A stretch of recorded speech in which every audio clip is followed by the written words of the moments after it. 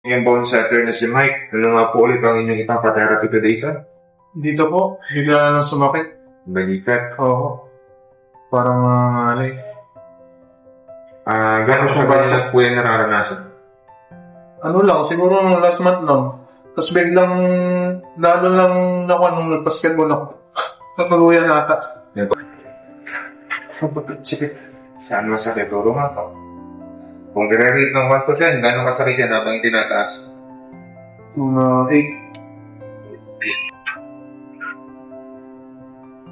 Yung masakit? Oo po. Saan? Yan ang kasakit yan? Mga 7. Okay. 7. Ito po. Kung i-rate ng 1 to 10, gano'ng kasakit po yan? Mga ano lang po ito, 5.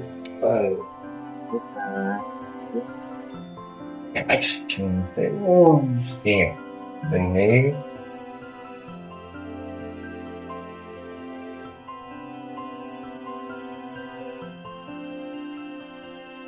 Okay po na po ba? Sarap po.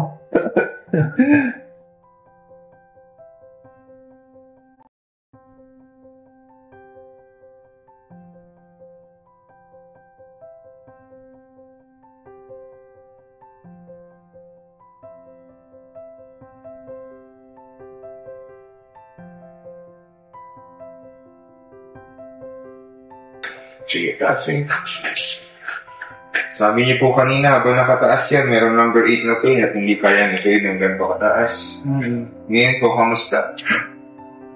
Yung nagalaw, mas maalawa na ba yung galaw? Mas mawawa, siguro mga 1 or 2 na lang yung sakit. 1 or 2 na lang yung pain. Sabi niyo po kanina, meron number 7 na masakit dito sa palika. Oo. Ngayon po, pula. Okay. O may number 5 na pain dito. Wala na. Sa kabila, baka lumipat. Wala na rin. Haba ang kamay. Kamusta po ang pakiramdam after ng therapy? Ginhawa. Malinawa. Mas gumahan, ginhawa. Okay, di ba sila lagi? Nakakasiguro talaga yun sa yung pag kasi marutulot mo ganun O, yung pong iuunan. Okay, after po ng therapy,